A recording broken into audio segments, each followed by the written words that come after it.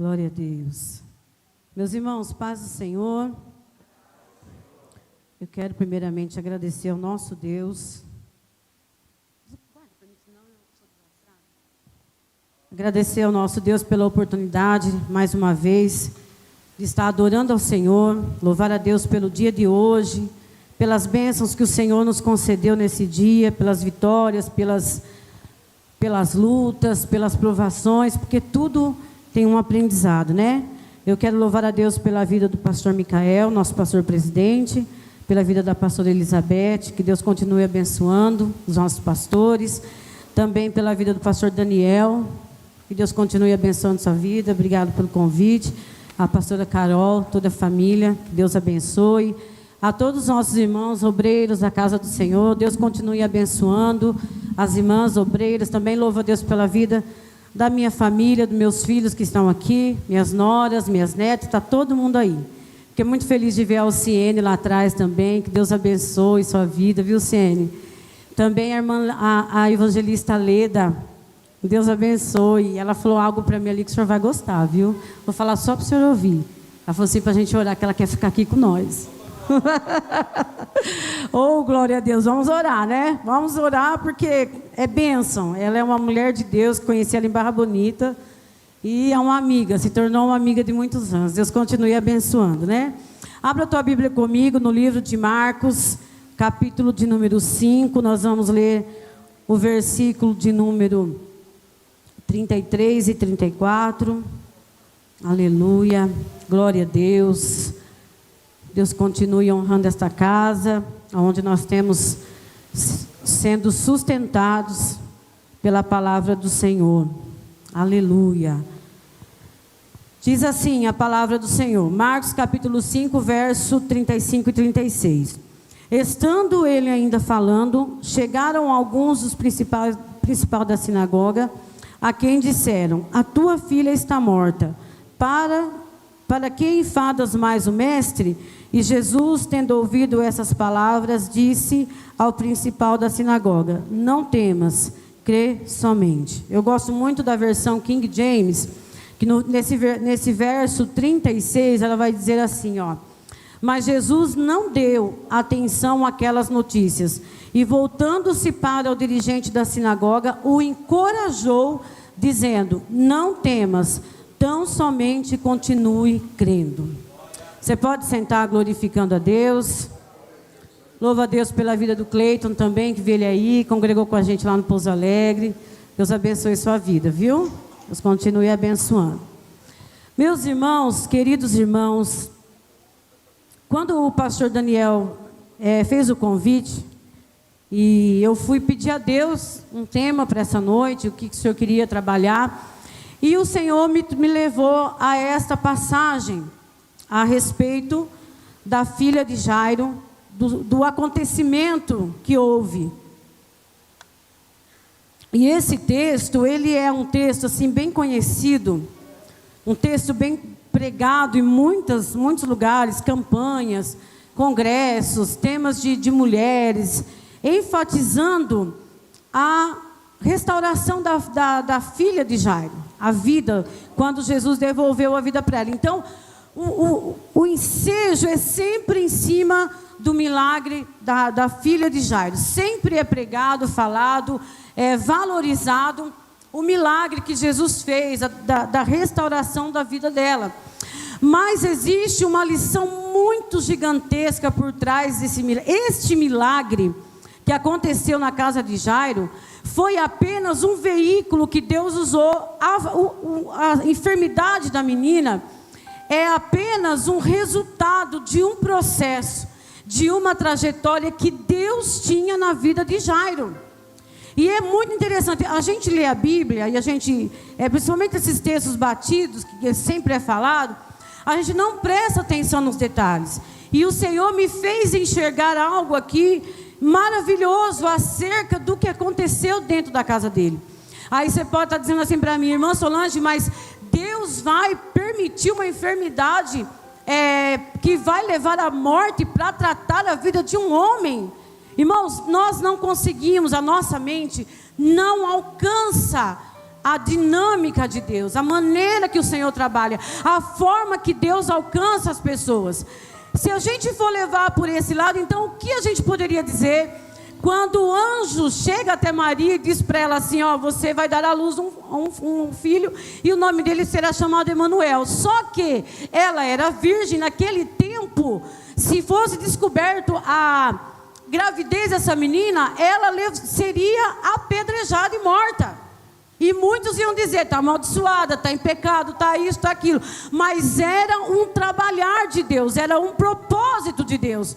Então a primeira coisa, antes de você ouvir o que o Senhor tem para falar ao teu coração, eu peço para que você se desarme de toda essa rotina literária que você tem da Bíblia, que, não, Deus não faz isso, Deus não faz aquilo, Deus é amor, Deus é bonzinho, Deus não vai tratar o seu filho assim. Se desarme de tudo isso, porque nós não entendemos o trabalhar de Deus na vida das pessoas. A gente tem o costume de olhar e dizer assim, esse fulano está passando por isso porque ele está em pecado, esse aqui está pagando o que fez, esse aqui está isso, esse está aquilo. Só que a gente não consegue entender que por trás disso, a mão de Deus na história da pessoa, a mão de Deus na vida daquele ser humano. E não foi diferente na vida de Jairo. Esse texto apresenta para nós lições extraordinárias que pode mudar o cenário da nossa vida, da nossa casa, da nossa família. Então, em nome de Jesus, se desarme hoje do seu achismo, do que você acha que tem que ser, do que você quer que aconteça, porque no propósito de Deus não há lugar para duas vontades. Ou prevalece a vontade de Deus, ou prevalece a sua. E eu tenho certeza que se você escolher a sua vontade, você será lá na frente um grande candidato ao fracasso e frustração. Então desarme de tudo que você traz aí na sua bagagem e entenda que Deus está trabalhando na sua vida. O Senhor está aqui nessa noite. O Espírito de Deus está nesta casa. E Ele está trabalhando de maneira extraordinária. Então vamos entender quem era Jairo aqui. Jairo era um principal da sinagoga. Alguém que tinha uma posição elevada, uma posição eclesiástica, entre aspas, um pastor. Então ele tinha a responsabilidade de atender as demandas dessa comunidade, aonde estava essa sinagoga, e ele tinha a necessidade também e a responsabilidade de atender as demandas pessoais da casa dele. Então, o fato dele estar bem posicionado não queria dizer que ele não tinha problemas e não tinha diversidade. Então Jairo, ele tinha ali uma comunidade, uma sinagoga na região da Galileia. E deixa eu abrir um parênteses aqui e dizer para você, Israel naquele tempo ele era dividido em 3 principais províncias, que era Judeia, Samaria e Galileia. A Judeia é onde ficava a turma de elite, os religiosos, o sumo sacerdote, os políticos, ficavam sempre na região da Judeia, que era uma região aquisitiva, uma região boa, e era considerada, entre aspas, a região que adorava a Deus. Samaria, então, era tido como um povo desviado, não tinha nem liga. Não dava para dizer para os judeus daquela época que Samaria fazia parte do projeto de Deus. E nesses 2 extremos nós temos a Galileia.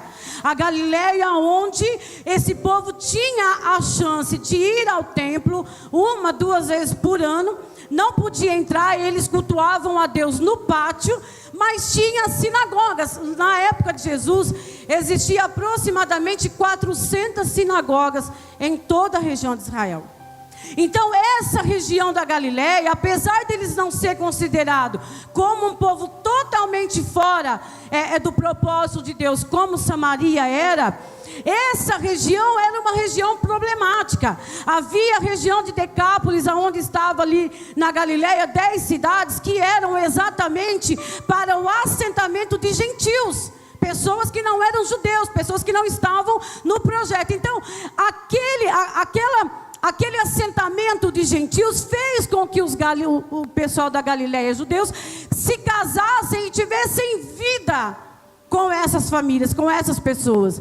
Então eles eram considerados, entre aspas, como um povo misto, que era um povo que tinha uma chamada, uma adoração a Deus, mas que eram misturados. É por isso que lá em Isaías capítulo 9, versículo 1 e 2, nós vamos ver o Isaías profetizando acerca da terra de Zebulon e Naphtali, a Galileia dos gentios, o mar das nações, ali aonde se viria a luz resplandeceria. Isaías estava profetizando exatamente o que Jesus fez, o andar de Jesus pela Galileia, o pregar de Jesus pela Galileia, o ministério de Jesus na Galileia, porque aquele povo era tido como um povo desprezado, rejeitado, era um povo desqualificado que não servia para nada.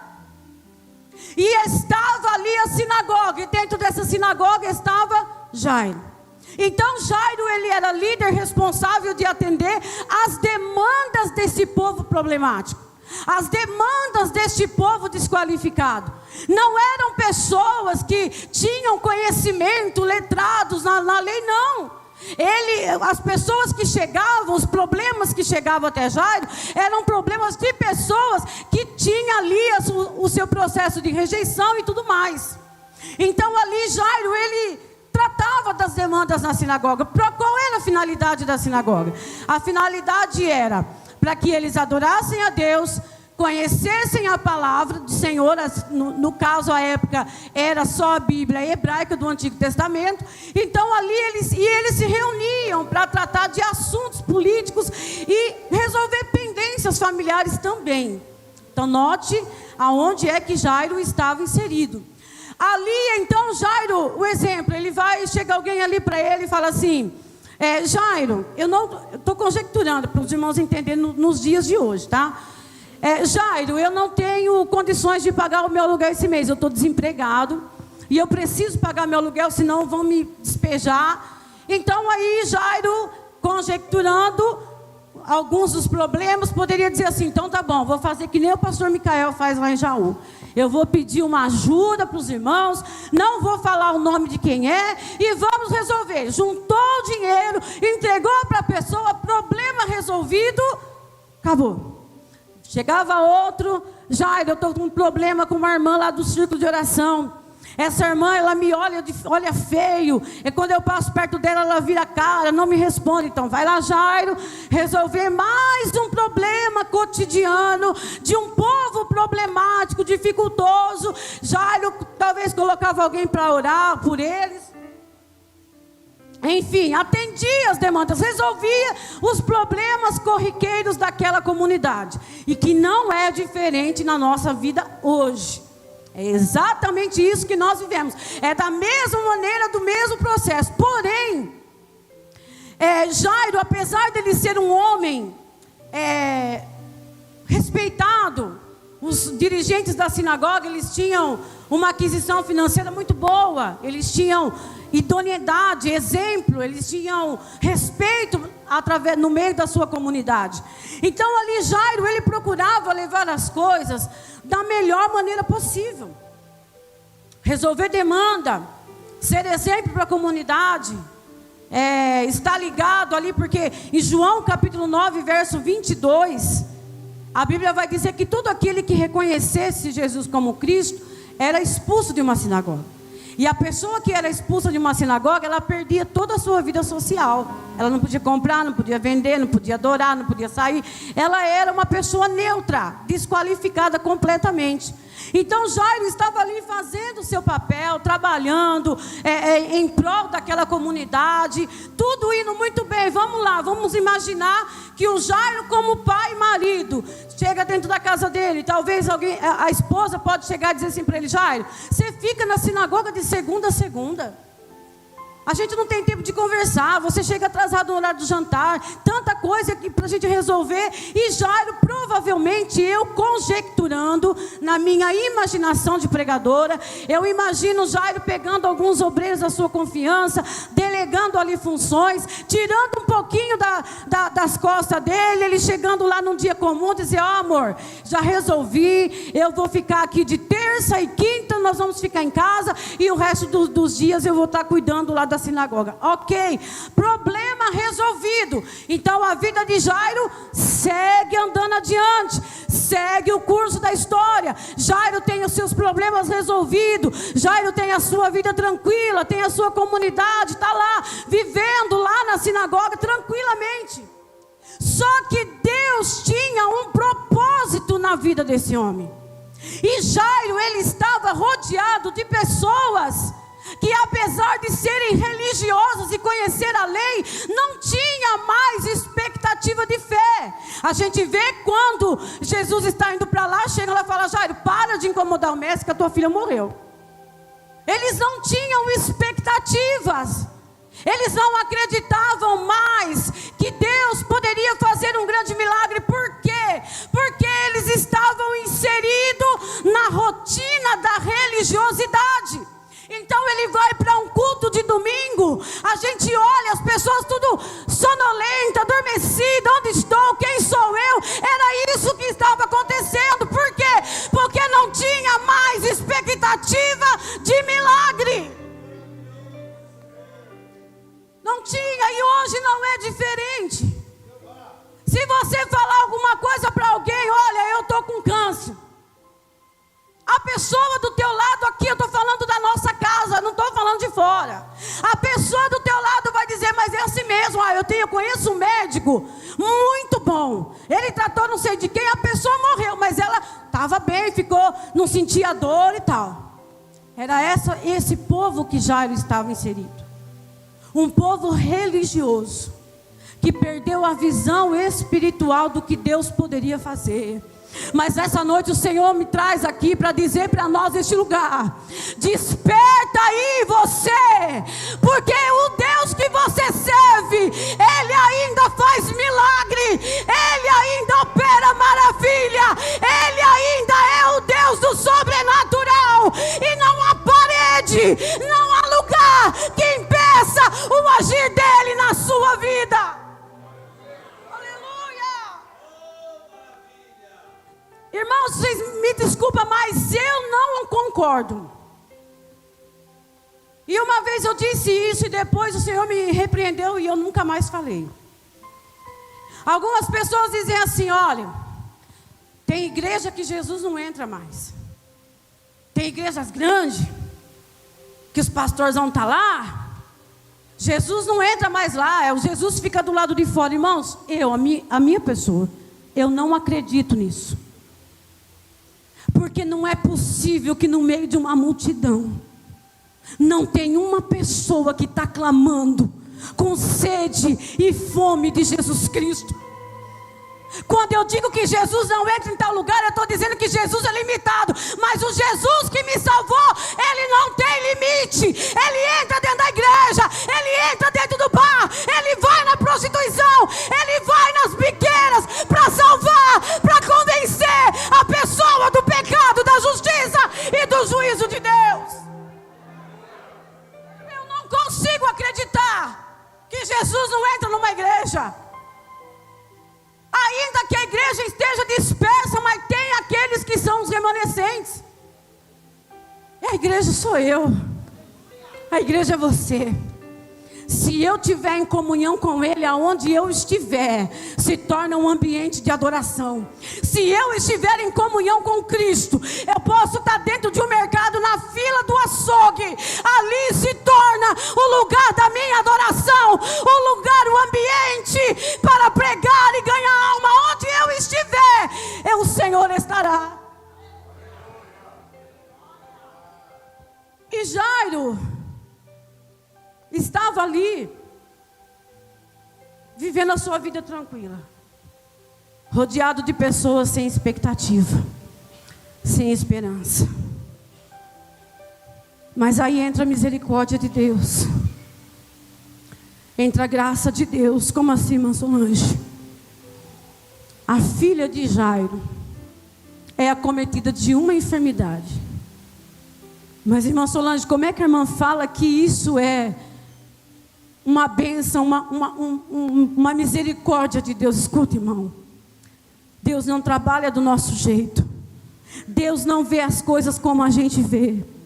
O que Deus queria fazer na vida de Jairo, teria que Jairo sair do seu plano religioso, da sua posição religiosa. E ali, quando chegou a enfermidade para a morte, ali não tinha como Jairo dizer: ó, coloca as irmãs no círculo de oração para orar pela minha filha, porque ela está morrendo. Não, ele não podia dizer: pega a junta eclesiástica, ora, jejua pela minha filha, porque ela vai morrer. Não, ele não podia dizer, porque a religião dele jamais alcançaria o milagre que essa menina precisava. Ali o ambiente estava preparado. Era Deus e Jairo, Jairo e Deus. Não tinha, ele teria que abandonar o seu posicionamento e ir aos pés de Cristo. Deixa eu te falar, irmão. Seu problema financeiro, se você parar de gastar, começar a economizar o que é principal, você acaba. As coisinhas corriqueiras da vida, se você começar a colocar em ordem, elas vão acabando. Agora, existe um ponto na nossa vida. Existe quando Deus decide visitar a casa de uma pessoa. Ele não quer saber se aquela pessoa vai receber ele. Ele vai trabalhar, porque Deus não abre mão daqueles que Ele escolheu. Deus não abre mão da tua casa. Deus não vai abrir mão da escolha que Ele fez na tua vida. Aleluia. Só que escute, eu quero que você entenda. Naquele momento Jairo poderia ter pego a filha dele, levado lá no templo em Jerusalém e dito para eles: ora aí. Não, mas Jairo ficou sabendo que Jesus estava pregando ali. E deixa eu te falar, ali no templo ali era o tempo da lei. Porque a lei não começa em Mateus, a graça não começa em Mateus. A graça começa na cruz do Calvário, quando Jesus derrama o sangue dele lá. Jesus, nos 3 anos que ele veio para cumprir o ministério dele, ele veio exatamente para cumprir a lei. Então ali Jairo não estava no oba-oba da graça como muito pensa. Não, ele ainda estava debaixo do jugo da lei. Mas Deus tinha uma obra na vida de Jairo. Então naquele momento Jairo, eu imagino Jairo olhando para a filha dele, olhando para a casa dele, vendo a morte chegando lá. Eu imagino Jairo dizendo: chega, acabou, eu não quero mais essa brincadeira de ir para o culto e ficar com uma cara de bobo e ir embora não conhecendo o Deus que eu sirvo. Chega, eu vou ter uma experiência com Ele. Eu quero ver Ele agir na minha vida. Eu quero ver Ele agir na vida da minha família.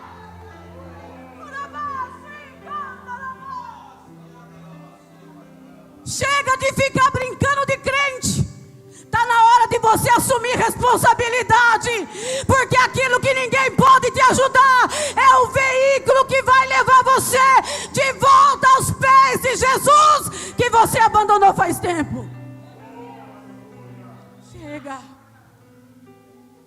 Jairo vai aos pés de Jesus. Agora eu vou apertar um pouquinho aqui. Quem era Jairo? Príncipe da sinagoga. Antes da enfermidade. Quem era Jairo depois da enfermidade? Nem membro da sinagoga ele era mais. Ele não estava preocupado com a posição dele, porque antes dele ser dirigente de uma sinagoga, Jairo era pai, era marido e provedor. Agora deixa eu te falar uma coisa aqui. Essa palavrinha provedor está fazendo uma mistureira no nosso meio, irmãos. A inversão de valores que nós estamos vivendo. E eu não estou falando do povo lá fora, não. Eu estou falando do povo aqui dentro de nossa comunidade. Quando você fala assim, você é o provedor, a gente acha que esse homem tem o compromisso, a obrigação de colocar comida na mesa, pagar a força, pagar a água, pagar a despesa de filho e tal. Só que não é só isso. Porque existem lugares, lares, que a mulher ganha muito mais que o marido. Aí é que nós estamos errando e pecando. Por quê? Porque a gente acha que quem provê é quem põe a comida na mesa. E numa casa que a mulher ganha mais que o marido. E é o que a Bíblia diz a respeito da mulher. A mulher foi chamada para ser auxiliadora. Ela pode ganhar 10 mil reais, o marido pode ganhar 1.500. Ele ainda é o provedor, ela ainda é a auxiliadora daquela família. Como assim, irmã Solange? Eu não entendi. O provedor, ele tem a responsabilidade com a parte financeira, mas o provedor não é só isso. O homem provedor da casa, ele tem a obrigação, ele tem o compromisso, a responsabilidade de prover saúde emocional para a família, vida espiritual para sua casa. Ele é o cabeça, ele é o sacerdote da família. E por que nós estamos vendo hoje esse tanto de feminicídio crescendo no Brasil? Por que nós estamos vendo um menino de 20, 22 anos matando a moça porque não quer mais ficar com ele? Porque, me desculpe, eu vou usar a expressão, porque as mães estão criando seus filhos com frescura, mimadinho. Homem não tem que ser mimado, homem tem que trabalhar cedo. Homem tem que arcar com as suas responsabilidades ainda na adolescência. Por que nós estamos vendo uma frouxidão no meio da família? Por que as mulheres estão doentes, irmãos? E você há de concordar comigo. Nós estamos passando o ano fazendo encontro de mulher, mulher curada para curar, encontro de casais, encontro de homem, encontro de adolescente, encontro de jovem, e tudo continua do mesmo jeito. Cresce a ansiedade, cresce a depressão, a igreja não consegue evangelizar porque está presa nos problemas aqui. Por quê? Porque o homem parou de ser o provedor. Ele simplesmente parou de ser o provedor. Aleluia. Irmã Solange, que palavra forte é essa? Eu sinto muito. A Bíblia vai dizer no Provérbios capítulo 14, verso 1. A Bíblia diz assim: toda mulher sábia edifica a sua casa. Que casa? A casa que o homem edificou na rocha. Não tem, a mulher não consegue edificar se o homem não fizer a parte dele. A gente tem mania de dizer: essa casa está assim, os filhos estão desviados, o marido, né? Está desviado porque a minha mulher fica na televisão. A responsabilidade de edificar a casa é dela. Escuta aqui. Vamos para a Bíblia. Lá em Gênesis capítulo 3, quando a mulher pecou e levou o fruto para o homem. Quando Jesus chegou, ele chamou Adão. Ele não chamou a Eva. E ele sabia que a Eva que tinha feito. Quando Deus chegou lá, ele chamou Adão. Adão falou que estava com vergonha. Aí Deus começou um diálogo ali. Aí Adão falou assim: foi a mulher que o Senhor me deu. Foi a serpente. Aí Deus vai dar a sentença para a serpente: serpente, agora você vai ser amaldiçoada, vai se rastejar, e isso e aquilo. E a mulher vai aumentar as dores de parto, vai sofrer, e o seu desejo vai ser para o seu marido. E o Adão, senta aqui que nós temos um acerto de conta. Porque antes de Deus fazer a mulher, Ele falou para Adão: eu estou fazendo aqui as árvores. A do conhecimento do bem e do mal não é para mexer. Porque no dia que mexer vai morrer. Você não vê Deus falando para a serpente, você não vê Deus falando para Eva. Você vê Deus falando para Adão: Adão, por você não ter feito o que eu mandei, que não era para comer da fruto da árvore de conhecimento do bem e do mal, agora você vai trabalhar, vai viver do suor do seu rosto. Para quem Deus chamou a responsabilidade? Para o homem. Agora deixa eu te falar uma coisa. Jesus vai dizer em Mateus capítulo de número 7, verso 24: todo aquele, pois, que ouve essas minhas palavras, Jesus dizendo, as minhas palavras, e as pratica, será comparado a um homem prudente que edificou a sua casa sobre a rocha. Então a responsabilidade é do homem, a edificação é do homem. A mulher não vai edificar numa casa que está edificada na areia, porque ela vai cair. A responsabilidade é o homem levar. Ele tem que ouvir, porque não adianta, irmão, você ouvir isso aqui hoje e amanhã você continuar com a mesma conduta da sua vida. Se essa palavra não penetrar a tua alma, sua vida não vai mudar, sua família não vai vir para o Senhor, as coisas não vão acontecer, porque nós estamos no momento crucial da era que nós estamos vivendo.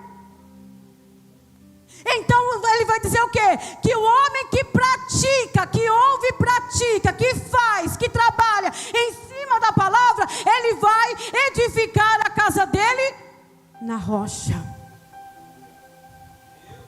Quando Jairo foi ao encontro de Jesus, Jairo viu a decadência que estava dentro da casa dele. E Jairo sabia que a única maneira de resolver aquilo era aos pés do Senhor Jesus. Sabe por que nós estamos sofrendo hoje, irmãos? Me desculpe a franqueza, mas é porque nós não temos mais sacerdote dentro de casa. O que nós temos dentro de casa são homens buscando o seu próprio interesse, satisfazer a sua própria vontade, e cada um por si e Deus por todos. Você não tem noção, irmão, você que está aqui nessa noite, você não tem noção da potencialidade que Deus entregou para os homens que Ele criou.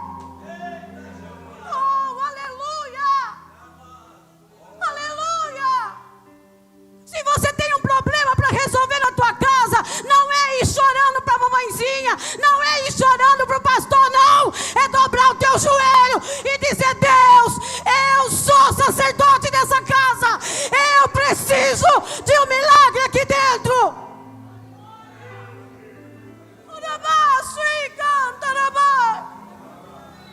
Aonde que estão os homens cheios do Espírito Santo? Aonde que estão os homens que assumem a responsabilidade do lar, da casa? O provedor é responsável pela saúde emocional da esposa. O provedor é responsável pela saúde emocional do filho. Quando o teu filho tem um problema e ele chega na tua casa, para quem que ele vai recorrer? Ele pode contar com o pai que ele tem lá dentro de casa? Ele pode olhar para o pai e dizer: eu estou com um problema grande, mas o meu pai é homem de Deus, ele vai orar e Deus vai operar um grande milagre. Porque se tem uma coisa que Deus é o herdeiro. Deus respeita posicionamento. Deus respeita a posição, irmão. Deus respeita a posição. O que é que em 1 Coríntios Paulo vai dizer, capítulo 11, verso 3: quero, porém, que saibam que Cristo é o cabeça do homem, o homem é o cabeça da mulher, e Deus é o cabeça de Cristo. Escute uma coisa: o homem é o cabeça da casa, e é por esta palavra, é sobre ele que Deus vai trabalhar lá dentro. O homem tendo Cristo como cabeça da sua vida, ele não vai sofrer, ele não vai levar as coisas na força do seu braço, não. Sabe por que tem muito homem desistindo da vida, desistindo do ministério, desistindo das coisas que Deus tem? É porque ele quer levar as coisas sobre a força do braço dele, e sobre a força do próprio braço não vai chegar a lugar nenhum.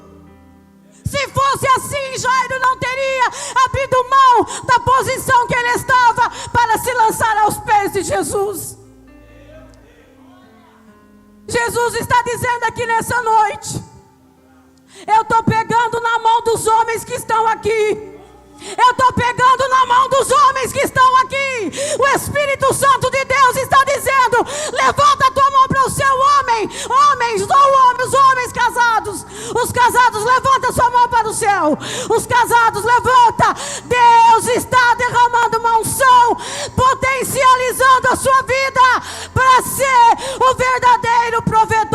sua casa. É você que vai ser usado dentro daquele lar. É você o sacerdote. Irmã Solange, mas eu não entendo a Bíblia direito. Vai buscar. Quando você precisar tomar uma decisão, Cristo vai te orientar, porque Ele é o cabeça da sua vida. Aos homens solteiros, levanta a mão, solteiros. Todos os solteiros que estão aqui, homens, levanta a mão aí, Liel. Levanta a mão aí. Deus está derramando sobre a vida de vocês uma sabedoria para vocês saberem lidar com as escolhas da vida de vocês e entender que a escolha não é feita pelo que se vê, mas pelo que se aprende aos pés do Senhor Jesus Cristo. O Senhor vai usar a tua vida para levar saúde para a tua casa.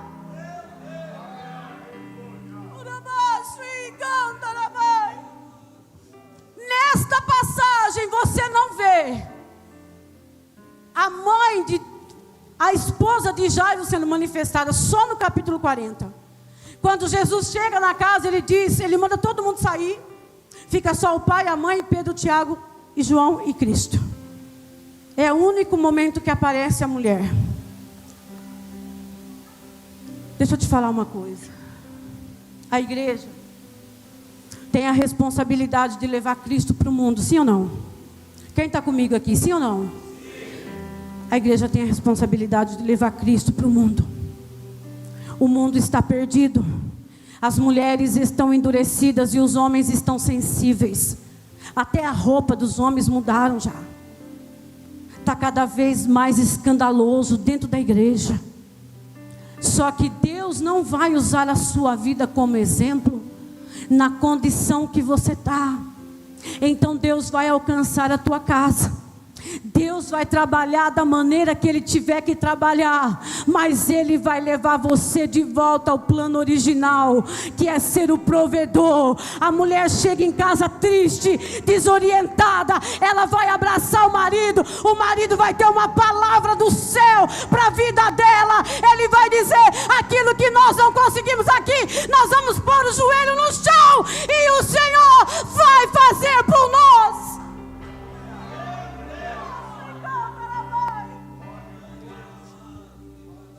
Esta palavra que o Senhor colocou no meu coração hoje foi para trazer despertamento ao sacerdote da casa, para dizer para vocês: há uma responsabilidade que não foi dada hoje nem ontem, foi dado lá no jardim do Éden, quando Deus cobrou Adão pelo que ele fez.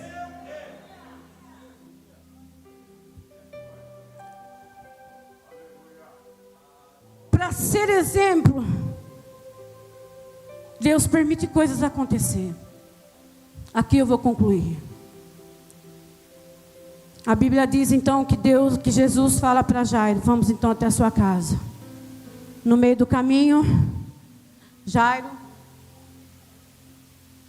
presencia um grande milagre. Milagre esse da mulher do fluxo de sangue, que serviria para potencializar a fé de Jairo. Porque Jairo estava ali do lado de Jesus. Jesus não saiu para curar a mulher, Jesus saiu para ir para a casa de Jairo. E no meio do caminho, Jairo passou por uma experiência gigantesca. Ele viu Jesus curando uma mulher que estava praticamente dada à morte. Se você começar a dizer para Jesus: Jesus, anda comigo. Jesus, entra para minha casa. Jesus, eu sou homem, eu trabalho, eu faço e aconteço, mas diante do Senhor, eu sou um ser humano miserável. Eu preciso que o Senhor vá na minha casa, porque tem demanda dentro da minha casa que eu não tenho condições. É só o Senhor. Se o Senhor não for comigo, a casa vai desmoronar. Se o Senhor não for comigo, as coisas vão acontecer. Mas eu preciso que o Senhor vá comigo. E quando você chamar Jesus para ir com você na tua casa, se prepare para ter experiências sobrenaturais com Ele. Ele vai te mostrar o que Ele é capaz de fazer na vida daquele concluir aqui. Eu queria que a igreja se colocasse em pé, pode, né, pastor Micael? Grupo de louvor. Eu vou concluir.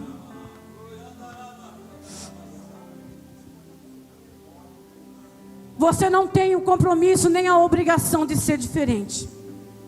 Você pode sair desse culto, ir embora para a tua casa, murmurar com a tua mulher e dizer para ela assim: não sei por que o pastor colocou essa irmã para pregar essa mensagem hoje. Você pode fazer isso. Sua vida vai ter um rumo. Ou você pode dizer assim: independente de quem estava pregando, eu vou fazer o que Jesus me aconselhou. Aquele que ouve essas palavras e as pratica, tem a sua casa edificada na rocha. Você não tem ideia do desafio que é para mim pregar essa palavra aqui hoje. Você não faz ideia. Mas o Senhor, Ele trabalha de uma maneira extraordinária. Quando Jesus chegou na casa de Jairo, a casa estava cheia de gente, chorando e pranteando. Aquelas mulheres que estavam chorando eram mulheres contratadas para chorar a morte da filha de Jairo, porque a menina já tinha morrido. Então naquela época se contratava carpideiras e instrumentistas. As carpideiras iam com 3, 4, 5 vestidos por cima da roupa, porque cada choro rasgava uma roupa. Cada choro rasgava uma roupa, porque estava prestes a sair o enterro. O instrumentista estava ali afinando o seu instrumento para tocar a música fúnebre, para levar essa menina e enterrar a menina, o sonho de Jairo.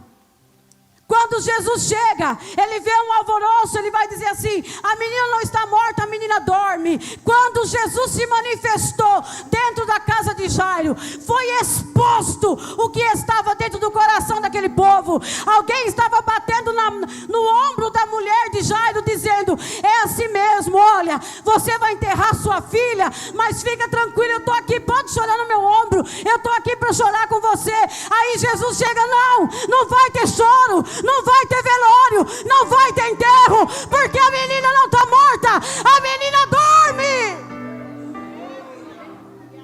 Naquele momento quem estava chorando começou a dar risada, começou a zombar. Aí Jesus falou: pode sair todo mundo, vai ficar só o pai e a mãe, Pedro, Tiago, João.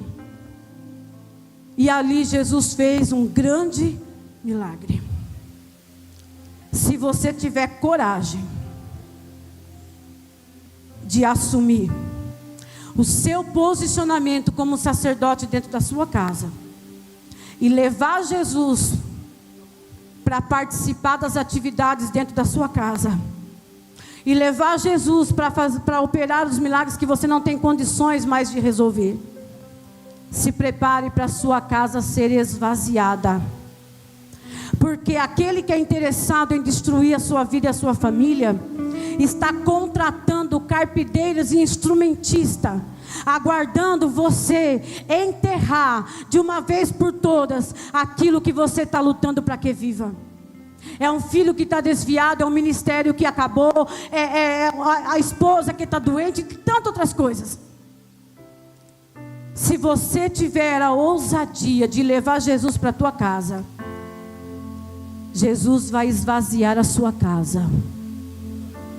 Ele pode ser mãe, pode ser pai, pode ser irmão, pode ser quem for. Se foi contratado do diabo, vai ter que sair, vai ter que ir embora, porque não vai haver enterro. Você não vai enterrar o sonho que você sempre teve com essa família. Você não vai enterrar o sonho de ver o seu filho na igreja. Você não vai enterrar o sonho de ver a sua família estruturada na presença do Senhor. É por isso que quando chegou a notícia, Jesus disse para ele: não tema notícia, Jairo, continue crendo. Não é para crer hoje, é para continuar crendo. Eu não sei qual é a notícia que chegou dentro da tua casa. Eu não sei qual é a demanda que você precisa que Jesus faça lá. Mas uma coisa eu sei. Jesus está dizendo aqui: não temas, continue crendo, continue dentro da sua casa. Eu sei que eu passei uns minutinhos aqui, mas eu gostaria de orar. Com muita ousadia e respeito, eu gostaria de pedir a todos os irmãos que são casados vir aqui à frente. Os irmãos casados. Os nossos pastores vão orar por imposição de mãos sobre a vida de vocês. Satanás não vai confundir a tua mente. Satanás não vai confundir a tua casa. Satanás não vai confundir a tua posição. Irmã Solange, você não sabe o que eu estou passando dentro da minha casa. Você está falando assim, mas você não conhece a minha esposa. Deixa eu te falar. Você é o cabeça, Cristo é a sua cabeça. Então não se preocupe, porque Ele vai trabalhar a teu favor. Ele vai trabalhar no coração dela. Ele vai operar um grande milagre. Mas o propósito pelo qual o Senhor escolheu a tua família vai ser cumprido na terra. Pode vir aqui à frente, tem ali atrás. Pode vir, chega mais aqui. Grupo de louvor vai louvar o Senhor. Grupo de louvor vai louvar. Os irmãos vão orar por imposição de mão. Irmão, deixa eu te falar uma coisa. Com todo o respeito que eu tenho pelos senhores, é ter uma ousadia isso que eu estou fazendo. Mas agora aqui você não é o Senhor que sabe tudo, não. Você é alguém que veio dizer para o Senhor: Senhor, eu não sou suficientemente capaz para tudo isso. Eu preciso que o Senhor me ajude, porque eu não tive exemplo de pai. Eu fui criado com mãe, eu fui criado com vó, eu fui rejeitado, eu fui isso, eu fui aquilo. Eu sou meio chucrão, eu não sei como lidar com as coisas dentro da minha casa. Mas o Senhor está dizendo: fale agora, entregue agora. Eu vou operar um grande milagre no teu coração. Eu vou potencializar a tua fé. Eu estou estruturando o teu posicionamento. Você verá com os teus olhos a grandeza do milagre que eu vou fazer dentro da tua casa, diz o Senhor nessa noite. Pode orar, pode começar a louvar. Aleluia. Oh Senhor, leve Jesus para a tua casa. Orabaçu e cantarabai. Assuma a sua responsabilidade de provedor. Leve Jesus para a tua casa, para a tua família. Você que é igreja aí, estenda a tua mão aqui e interceda. Você é igreja, você é corpo vivo. Estenda a tua mão e interceda por esses irmãos aqui. Há uma unção de Deus sendo derramada sobre este lugar. Há uma unção toda poderosa aqui neste lugar.